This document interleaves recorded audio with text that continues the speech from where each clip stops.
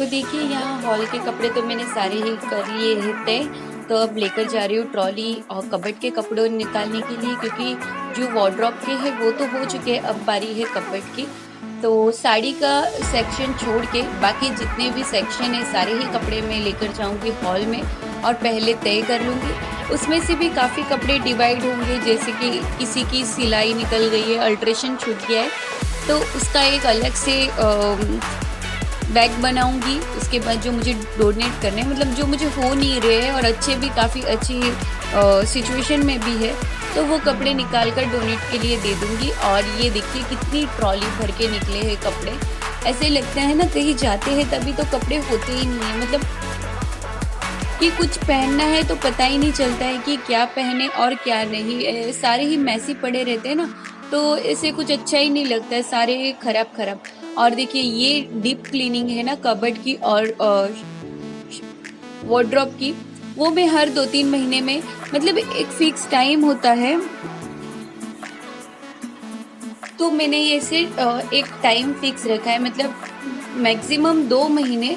जैसे मुझे उसमें से जो पुराने कपड़े निकालने हैं अल्ट्रेशन के, उसके लिए बाकी मेरा डेली हाथ एक बारी तो फिरता ही है, मतलब सब जगह जगह पर करने के लिए और वो ऑल। तो देखिए यहाँ सारे ही कपड़े मैंने अभी तय कर लिए हैं और ये कितने सारे कपड़े देखिए। तो इतने सारे कपड़े मैंने सारे ही तय कर लिए। देखिए यहाँ से लेके यहाँ तक मैं सब बीच में बैठी और वहाँ मैं आपको बैक कैमरा।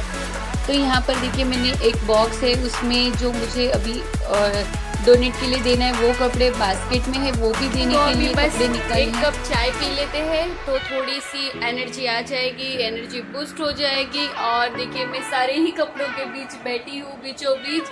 तो अब जाऊंगी फटाफट से वार्डरोब्स सूखे और गीले कपड़े से साफ कर लूँगी, पेपर वगैरह चेंज कर दूँगी और फिर फटाफट से जाकर सिर्फ रखना है, क्योंकि अभी बज गए शाम के 4। तो मैं दोपहर में 11:30 के करीब में लगी हूँ ये सारा ही काम करने के लिए, क्योंकि ये है ना, समझ लीजिए 6 महीने की सफाई है। जैसे 6 महीने में हम लोग चेंज करते हैं, कपड़े वगैरह निकालते हैं, पुराने सब निकाल के रख देते हैं, नए निकालते हैं, तो बस वही सब चल रहा है, इसीलिए ये ज़्यादा थोड़ा मैसी हो गया। बट ठीक है, अब मुझे आगे के 6 महीने नहीं बट 2-3 महीने तो टेंशन चली जाएगी, नए पुराने कपड़े सारे ही निकल जाएंगे। तो फटाफट से पी लेते हैं चाय और फिर करती हूँ कंटिन्यू काम। तो देखिए एक बार आपको पूरा ही दिखा देती हूँ। इस तरह से मैंने सारे कपड़े डिवाइड करके रख लिए हैं और यहाँ पर देखिए ये जो बास्केट भर के रखा है वो भी जानवी के सारे ही छोटे कपड़े हैं। ये पूरे ही पर्स है जो बैग में वार्डरोब में सारे ही जगह फैले पड़े थे। तो सबसे पहला काम तो मैंने बेडरूम में आते ही किया है, वो है डीप क्लीनिंग ड्रेसिंग टेबल की। तो इसका मैं अलग से आपको शेयर कर दूंगी कि मैं किस तरह से ये ऑर्गेनाइज करती हूँ और किस तरह से इसकी क्लियर करके रखती हूँ, मतलब किस तरह से इसे मैं संभालती हूँ। ठीक है, तो यहाँ पर पहले मैंने ये क्लियर कर लिया है और क्लीन कर लिया। और ये देखिए एक छोटा सा मैंने DIY रखा है जिसमें मेरे नेल पेंट्स है, लिपस्टिक वगैरह, जो मुझे कॉस्मेटिक्स बहुत ज़रूरी भी नहीं होते हैं और इमरजेंसी में चाहिए होते हैं, तो वो सारे ही मैं यहाँ पर रखती हूँ। और कुछ एक्स्ट्रा सामान जैसे बटन्स वगैरह निकल जाते हैं ना, तो वो भी देखिए मैं इसी में रख देती हूँ ताकि कहीं भी खो ना जाए। और जब मैं डीप क्लीनिंग करती हूँ तभी वो सारे ही बटन्स वगैरह जहाँ जहाँ मुझे लगाने हैं लगा देती हूँ। तो बस ये देखिए अभी मैं कर रही हूँ इसे अच्छे से क्लीन।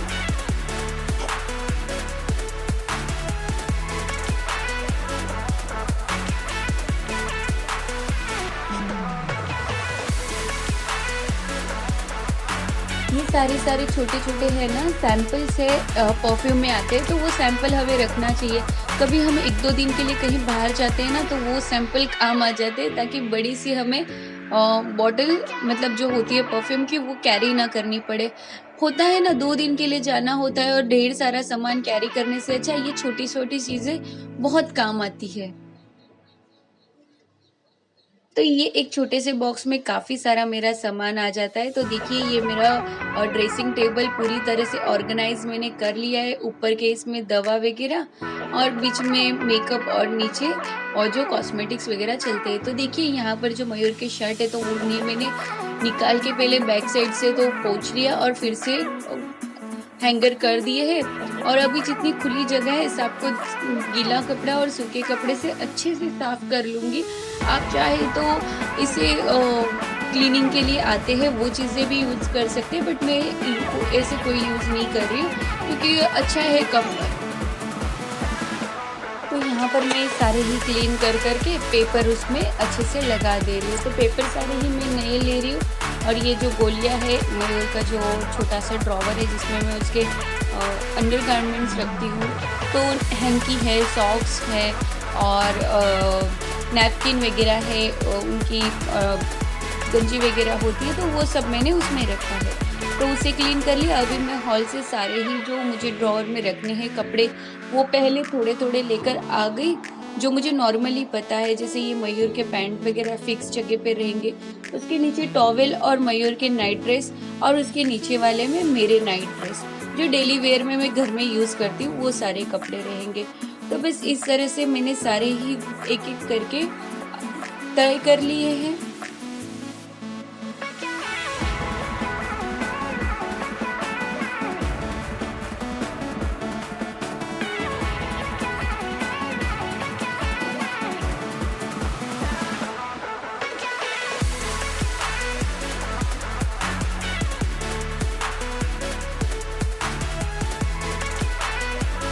तय करने के बाद मैं अभी सीधे चली आ जाऊँगी किचन में, क्योंकि शाम का टाइम हो गया था।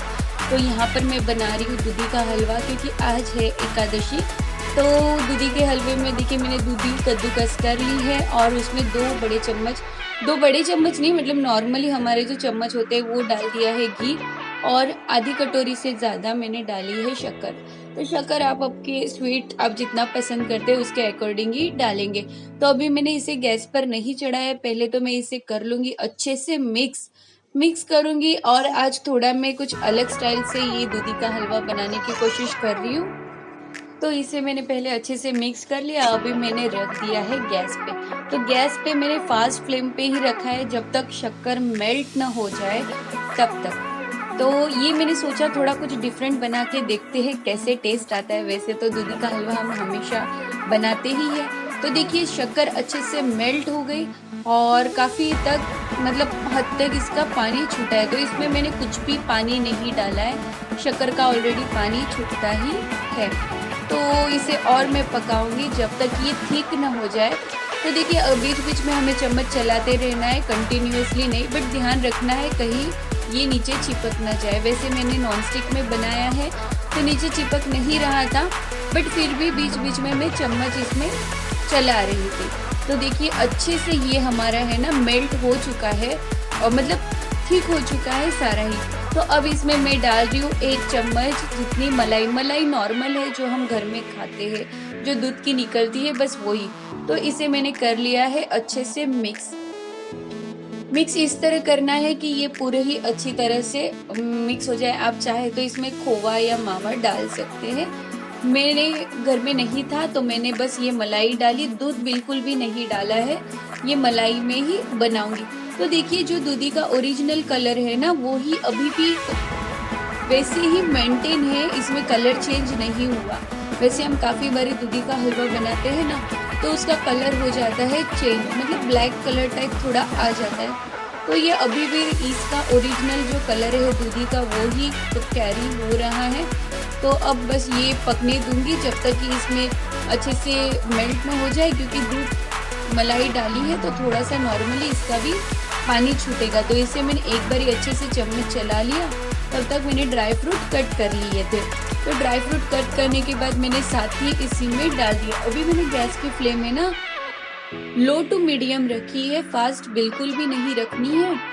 तो ये देखिए अच्छे से मिक्स कर लिया है। अभी इसे 1 से 1.5 मिनट पकने देंगे। तो देखिए ये बनकर रेडी है हमारा दूधी का हलवा। काफ़ी बढ़िया सुगंध आ रही है, इसमें मैंने इलायची पाउडर भी डाल दी है, तो काफ़ी बढ़िया सुगंध आ रही है। और देखिए कितना घी छूटा है, यकीन मानिए जितना इसकी प्यारी सुगंध है ना खाने में भी ये इतना ही टेस्टी बना है। क्योंकि मैं तो ये बाद में आप सभी से शेयर कर रही हूँ, ऑलरेडी मैंने बना के खा लिया था। और देखिए इसमें कितना सारा घी छूटा है, तो घी इतना तो नहीं रखेंगे, मैंने सारा ही ड्रेन करके निकाल लिया है। दूसरी कटोरी में, नहीं तो आप बोलेंगे दीदी कुछ हेल्दी सिखाने की बजाय आप तो कोलेस्ट्रॉल बढ़ा देंगे। तो जी नहीं, देखिए हमने जितना भी घी डाला था ना सारा ही निकल गया है। और बस अब मैं बना लूँगी फ्राइज़, क्योंकि आज तो है उपवास, तो मैं क्या बनाऊँ। आलू की सब्ज़ी नहीं बना रही थी तो मैंने आलू कट करके रखे थे छिल के। तो बस ये देखिए हमने दिवाली में जो मशीन ली थी 100 रुपीज़ की, तो उसी से बना रही हूँ आलू। इसमें हमें है ना चिप्स बनाने के बाद एक चीज़ का ध्यान रखना है, जितनी मशीन का आपकी हेवीनेस वो ले सकती है ना, उसके अकॉर्डिंग ही हमें आलू डालने हैं। तो मैं इसमें छोटे छोटे ही आलू डाल रही हूँ, क्योंकि बड़े आलू डालने के बाद ये क्या होता है जल्दी से प्रेशर नहीं हो पाता है। देखिए मैंने ये बड़ा आलू डाला तो आप देख रहे हैं मुझे कितनी मेहनत करनी पड़ी, और छोटे आलू डालने पर फटाफट से ये हो रहे थे। और एक्चुअली होती क्या है, पहली चीज हम यूज करते हैं ना तो थोड़ा डर सा भी लगा रहता है कहीं टूट ना जाए। तो बस इसी तरह से मैंने सारे आलू को फ्राइज की मशीन में कट कर लिया है। अभी इसमें मैं डाल रही हूँ ये आलू का ही पाउडर, जैसे हम लोग चिप्स वगैरह बनाते हैं ना आलू के, तभी ये पाउडर निकलती है, उसी को मैंने सुखाकर ये यूज़ कर रही हूँ। आप चाहे तो अरारोट भी यूज़ कर सकते हैं। उससे होता क्या है हमारे फ्राइज़ बहुत बढ़िया क्रिस्पी बनते हैं। तो ये देखिए मैं अच्छे से इसे कर ले रही हूँ मिक्स। कोई भी आलू रह न जाए इसका हमें ध्यान रखना है, क्योंकि मैं एक ही बारी में बना रही हूँ। मैंने हमारे अकॉर्डिंग 2 लोग खाएंगे उतने आलू का मैंने बना लिया है। अगर आप कंटिन्यूसली लाइव जैसे बनते जा रहे हैं और खाते जा रहे हैं तो आप उसके अकॉर्डिंग इसे मिक्स करते जाइएगा। तो देखिए आलू अच्छे से मिक्स हो चुके हैं और यहाँ तेल भी अच्छा खासा गर्म हो चुका है। तो बस अब मैं इसमें डाल दूंगी फ्राइज और कर लेते हैं इसे डीप फ्राई।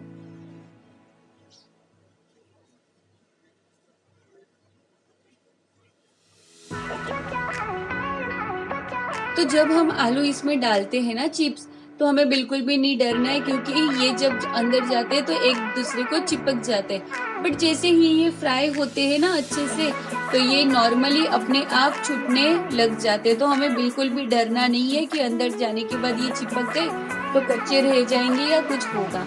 कुछ भी नहीं होता है, नॉर्मली ये पकते हैं। और ये जब तक बबल्स है ना तब तक हमें इसे धीरे धीरे चलाना है 1 से 2 बारी, और ये हमारे फ्राइज बन जाएंगे।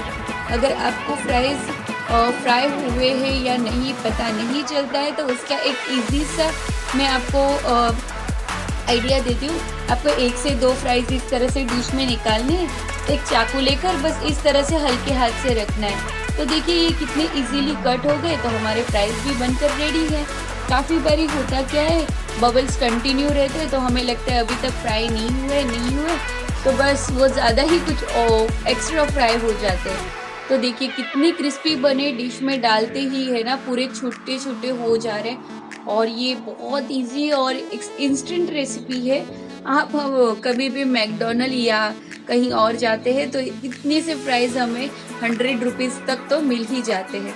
तो देखिए वेफर्स भी मैंने तल लिए हैं। ये है दूधी का हलवा और यहाँ पर बन के रेडी है हमारी फ्राइज, मसाला फ्राइज। तो मयूर ने बना दिया है। चलिए 11 एकादशी है तो खाना खा लेते हैं। एकादशी में फ्राइज, वेफर्स, दूधी का हलवा और छाछ। फ्रेंड्स आप सभी ने आज देखा रसोई में क्या क्या बनाया था। जैसे कि आज 11 एकादशी, तो इसीलिए मैंने फिर बाकी के जो सारे काम थे उसे मैंने यूं ही छोड़ दिया।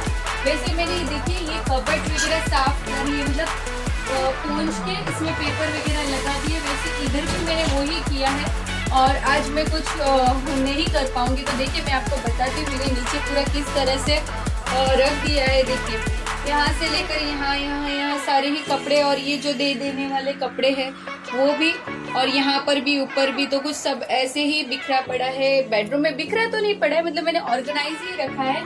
तो बस इसे मैं सभी चीज़ों को कल और मॉर्निंग में ही रखूंगी, क्योंकि अभी मुझे जाना है जानवी को लेने के लिए। तो जैसे मैंने आप सभी को बताया था जानवी सूरत गई है, तो सूरत से आज आ जाएगी तो रात को 9 बजे के करीब। तो अभी 9 होने को ही है, पूरे होने आए हैं लगभग करीब। तो मेरी चाची जी के घर जाएंगे, फिर वहां से हम उनको लेने के लिए जाएंगे। तो चलिए मैं आज का ये जो है ये वाला व्लॉग, मतलब ये कपड़े समेटने वाला, ये तो आज पूरा नहीं होगा, कल ही होगा। तो इसे मैं यही पूरा करती हूँ और मिलते हैं with a new and next latest blog के साथ। तब तक के लिए फ्रेंड्स बाय बाय। अगर आपने चैनल को सब्सक्राइब नहीं कर लिया है तो प्लीज सब्सक्राइब करिए, बेल आइकन को भी जरूर दबाएं ताकि ऐसी ही नई वीडियो की नोटिफिकेशन आप सभी को सबसे पहले मिले। तब तक के लिए friends bye bye, take care and good night.